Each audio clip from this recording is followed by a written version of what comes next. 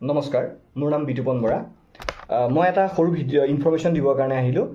ইনফৰমেশ্যনটো হৈছে এনেকুৱা যে আজিকালি কি হয়, ইনকাম টেক্সৰ TDS কাটি ৰাখে। তো বহুতে কি কৰে, বহুত কনচালটেণ্টে কি কৰে, আপোনাৰ TDSটো মানুহো ভাবে মই ৰিফাণ্ড কৰিব লাগে TDSৰ পইচাখিনি, চ' ডেট তেওঁলোকে ইনচিষ্ট কৰে যে মোৰ TDSটো ৰিফাণ্ড হ'ব নেকি। আৰু তাৰ ফলত কনচালটেণ্টবিলাকে কিছু সংখ্যক, চবেই নহয়, কিছুমানে কি কৰে যে TDSখিনি আপোনাক ঘূৰাই দিম, আধা আপোনাক দি দিম, আধা মই লৈ ল'ম, সেইবুলি কৈ পেলাই ফেক কিছুমান ডিডাকশ্যন কৰি পেলাই ৰিফাণ্ডটো কৰাই দিয়ে। ফলত কি হয়, আফটাৰ 2 years বা আজিকালিতো এতিয়া এনেকুৱা হৈছে ৰিচেণ্টলি আপুনি লগাব, তাৰ খুব কম সময়ৰ ভিতৰতে ডিমাণ্ড আহিব। যিমানটো আপোনাৰ ফেক ডিডাকশ্যন আপুনি লৈছে, যিমান TDS আছিল তাতকৈ আপুনি পেনাল্টি লগাই বেছিকৈ দিব লাগিব। চ' এনেকুৱা নকৰিব। যিটো জেনুইন টেক্স হৈছে আপুনি টেক্সটো পে' কৰক, অন্যথা কিন্তু বিশেষ প্ৰব্লেমত পৰিব আপোনালোকে। উইথ ফাইন পেনাল্টি এইবিলাক দি পেলাই ভৰিব লাগিব। চ' এইটো ট্ৰেপত নপৰিব। কনচালটেণ্টৰ এনেকুৱা কথা ইগন'ৰ কৰিব। যিটো জেনুইনলি আপুনি ডিডাকশ্যন পায়